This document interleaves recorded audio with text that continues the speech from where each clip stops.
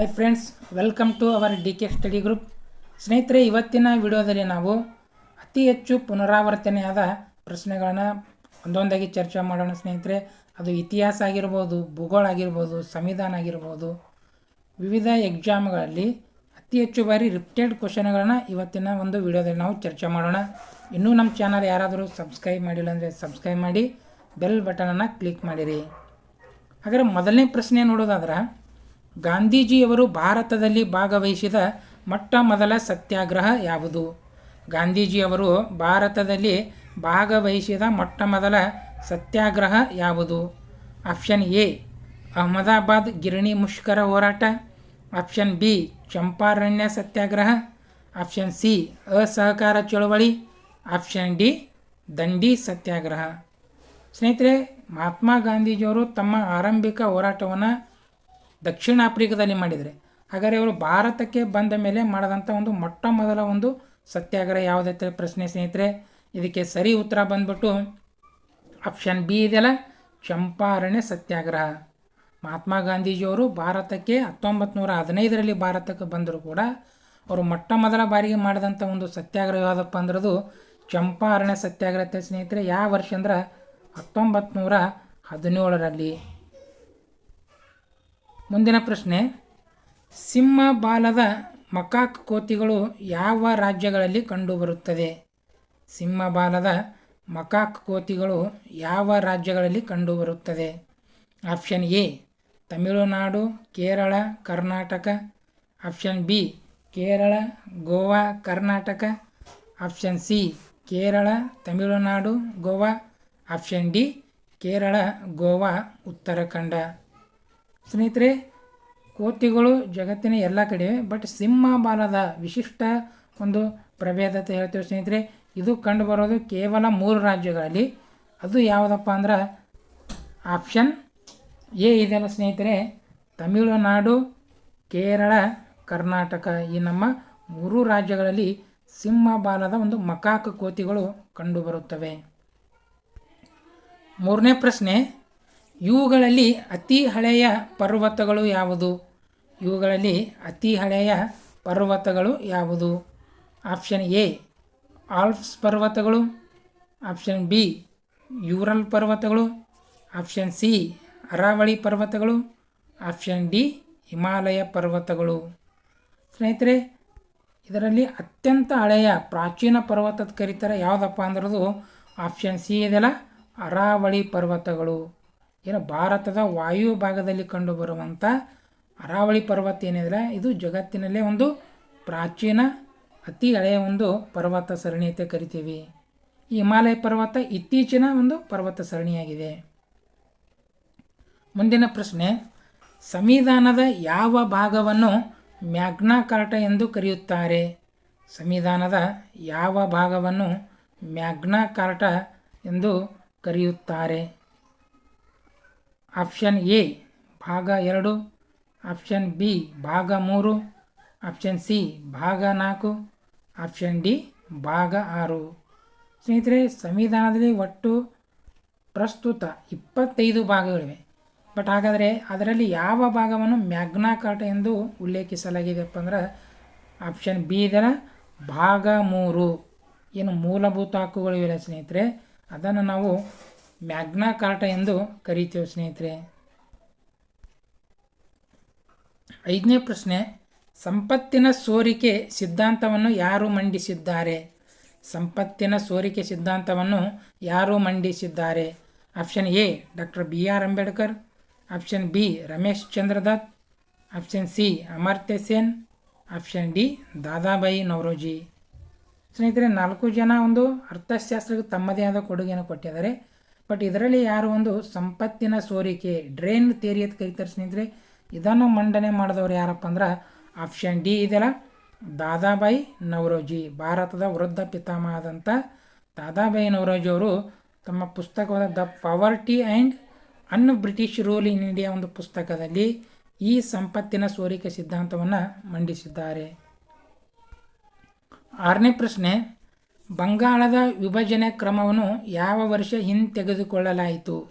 ಬಂಗಾಳದ ವಿಭಜನೆ ಕ್ರಮವನ್ನು ಯಾವ ವರ್ಷ ಹಿಂತೆಗೆದುಕೊಳ್ಳಲಾಯಿತು? Option A 1919, option B 1911, option C 1905, option D 1971. ಸ್ನೇಹಿತರೆ, ನಿಮಗೆಲ್ಲ ಗೊತ್ತಿದೆ ಬಂಗಾಳದ ವಿಭಜನೆ ಲಾರ್ಡ್ ಕರ್ಜನ್ ಅವರು ಮಾಡ್ತಾರೆ ಸ್ನೇಹಿತರೆ. ಯಾವಾಗ? 1905. ಬಟ್ ಅದನ್ನು ರದ್ದು ಮಾಡೋದು ಯಾವಾಗ ಪ್ರಶ್ನೆ ಇದೆ.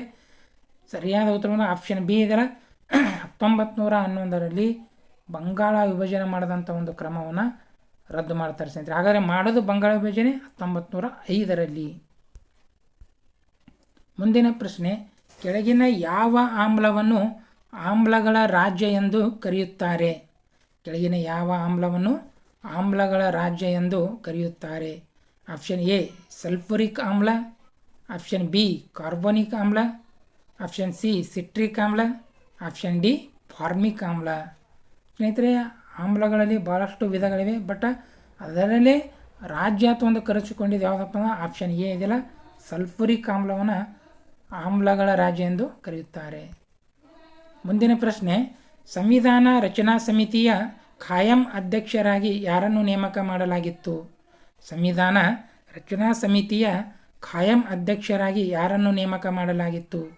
Option A Sachchidananda Sinha, option B doctor BR Ambedkar, option C Babu Rajendra Prasad, option D Jawaharlal Nehru. ಸ್ನೇಹಿತರೆ, ಸಂವಿಧಾನ ಬರೀಬೇಕಂದ್ರೆ 2 ವರ್ಷ 11 ತಿಂಗಳು 18 ತೊಂದ್ರಲ್ಲ, ಆ ಇಡೀ ಸಂವಿಧಾನದ ಒಂದು ಸಮಿತಿಯ ಅಧ್ಯಕ್ಷವನ್ನು ಯಾರಿಗೆ ಕೊಟ್ಟಿರೋ ಖಾಯಂ ಅಧ್ಯಕ್ಷರು ಯಾರಪ್ಪ ಅಂದ್ರದು ಆಪ್ಷನ್ ಸಿ ಇದೆಲ್ಲ doctor Babu Rajendra Prasad is right answer. ಇವರು ಖಾಯಂ ಅಧ್ಯಕ್ಷರು.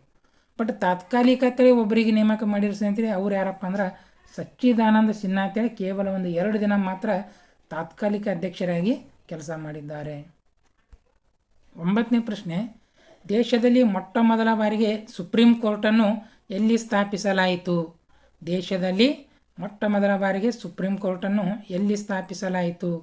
Option A Calcutta, option B Madras, option C Bombay, option D Allahabad. ಸ್ನೇಹಿತರೆ, ಭಾರತದಲ್ಲಿ ಬ್ರಿಟಿಷರು ಬಂದ ಬಳಿಕ ಈ ಕೋರ್ಟ್ ಬಗ್ಗೆ ಒಂದು ಕಲ್ಪನೆ ಕೊಟ್ಟರು ಸ್ನೇಹಿತರೆ. ಹಾಗಾದ್ರೆ ಅವರು ಸ್ಥಾಪನೆ ಮಾಡಿದಂಥ ಒಂದು ಭಾರತದಲ್ಲಿ ಸುಪ್ರೀಂ ಕೋರ್ಟ್ ಅದು ಯಾವ ಒಂದು ನಗರದಲ್ಲಿ ಐತೆ ಅಂದರೆ ಸರಿ ಉತ್ತರ ಬಂದ್ಬಿಟ್ಟು ಆಪ್ಷನ್ ಎ ಇದೆಯಲ್ಲ ಕಲ್ಕತ್ತಾ. ಏನು ಬ್ರಿಟಿಷರು ಭಾರತದಲ್ಲಿ ಬ್ರಿಟಿಷರ ರಾಜಧಾನಿ ಯಾವುದಾಗಿತ್ತು? ಕಲ್ಕತ್ತಾದಲ್ಲಿ 1774ರಲ್ಲಿ ಯಾವ ಕಾಯ್ದೆ ಸ್ನೇಹಿತರೆ? ರೆಗ್ಯುಲೇಟಿಂಗ್ ಕಾಯ್ದೆ ಮುಖಾಂತರ ಕಲ್ಕತ್ತಾದಲ್ಲಿ ದೇಶದ ಮೊಟ್ಟ ಮೊದಲ ಸುಪ್ರೀಂ ಕೋರ್ಟನ್ನು ಸ್ಥಾಪನೆ ಮಾಡಲಾಯಿತು. 10ನೇ ಪ್ರಶ್ನೆ, ಭಾರತದ ಅರ್ಥಶಾಸ್ತ್ರದ ಪಿತಾಮಹ ಎಂದು ಯಾರನ್ನು ಕರೆಯಲಾಗುತ್ತದೆ? ಭಾರತದ ಅರ್ಥಶಾಸ್ತ್ರದ ಪಿತಾಮಹ ಎಂದು ಯಾರನ್ನು ಕರೆಯಲಾಗುತ್ತದೆ?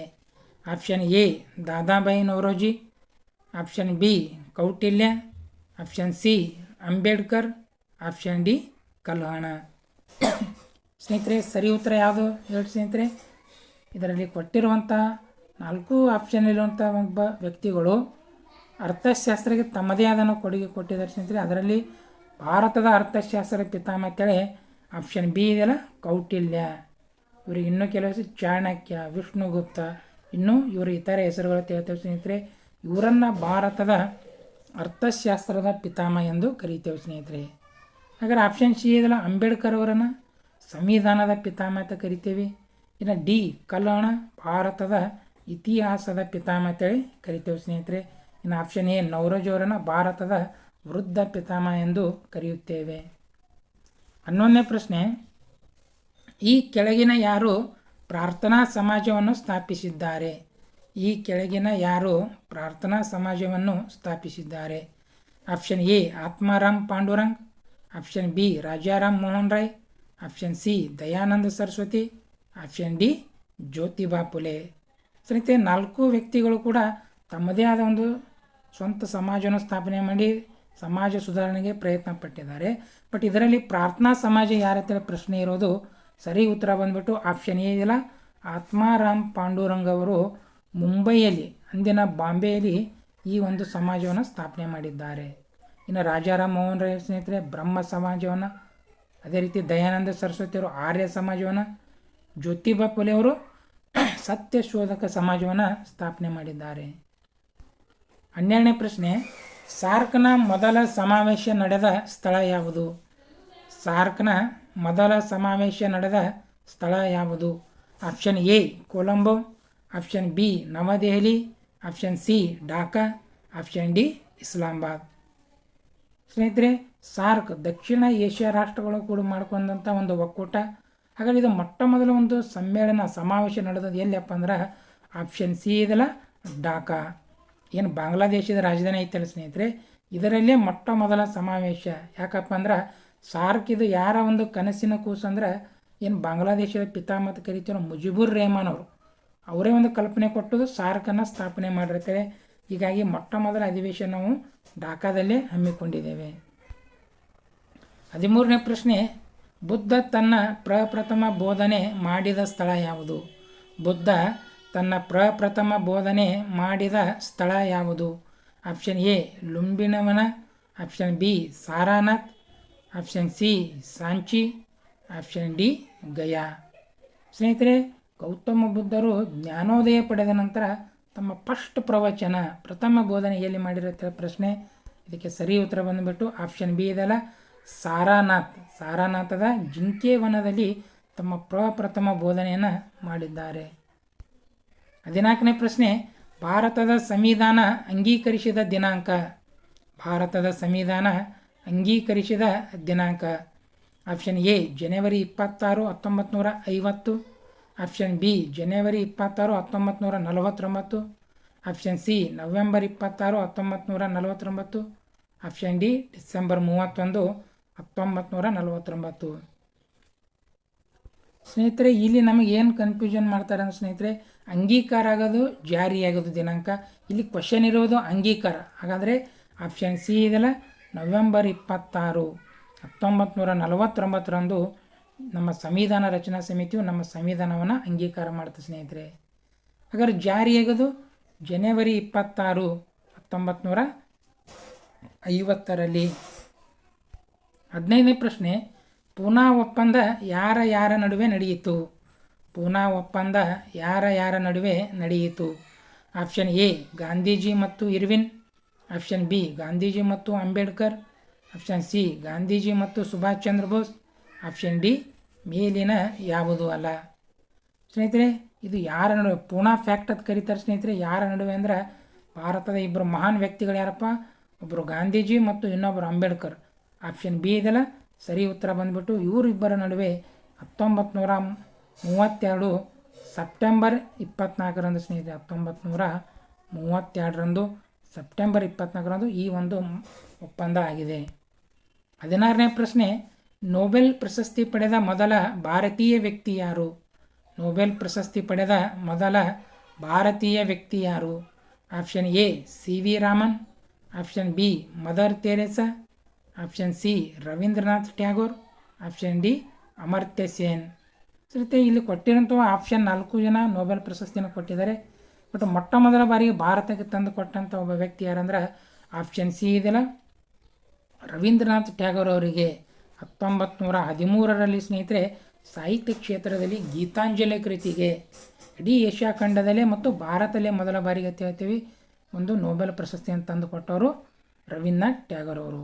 ಅದೇ ರೀತಿ ಭೌತಶಾಸ್ತ್ರ ಕ್ಷೇತ್ರದಲ್ಲಿ ನಮ್ಮ ಸಿ ವಿ ರಾಮನ್ ಅವರಿಗೆ 1930ರಲ್ಲಿ, ಮದರ್ ತೆರೇಸ್ ಅವರಿಗೆ ಶಾಂತಿ ಕ್ಷೇತ್ರದಲ್ಲಿ 1979ರಲ್ಲಿ, ಇನ್ನು ಅಮರ್ತ್ಯ ಸೇನ್ ಅವರಿಗೆ 1998ರಲ್ಲಿ ಅರ್ಥಶಾಸ್ತ್ರದಲ್ಲಿ ಭಾರತಕ್ಕೆ ಮೊಟ್ಟ ಮೊದಲ ನೊಬೆಲ್ ಪ್ರಶಸ್ತಿ ತಂದವರು. ಇನ್ನು 17ನೇ ಪ್ರಶ್ನೆ, ಸುಪ್ರೀಂ ಕೋರ್ಟ್ ನ್ಯಾಯಾಧೀಶ ಹುದ್ದೆಗೇರಿದ ಮೊದಲ ಮಹಿಳೆ ಯಾರು? ಸುಪ್ರೀಂ ಕೋರ್ಟ್ ನ್ಯಾಯಾಧೀಶ ಹುದ್ದೆಗೇರಿದ ಮೊದಲ ಮಹಿಳೆ ಯಾರು? Option A Leila Seth, option B Fathima Beevi, option C Anna Chandy, option D Indu Malhotra. ಸ್ನೇಹಿತರೆ, ದೇಶದ ನ್ಯಾಯಾಂಗ ವ್ಯವಸ್ಥೆಯಲ್ಲಿ ಅತಿ ಉನ್ನತ ಸುಪ್ರೀಂ ಕೋರ್ಟ, ಅಲ್ಲಿ ಕೂಡ ನ್ಯಾಯಾಧೀಶ ಹುದ್ದೆಗೆ ಮಹಿಳೆಯರಿಗೆ ಇತ್ತೀಚಿನ ದಿನಗಳಲ್ಲಿ ಆಯ್ಕೆ ಆಗ್ತಾಯಿದ್ದಾರೆ.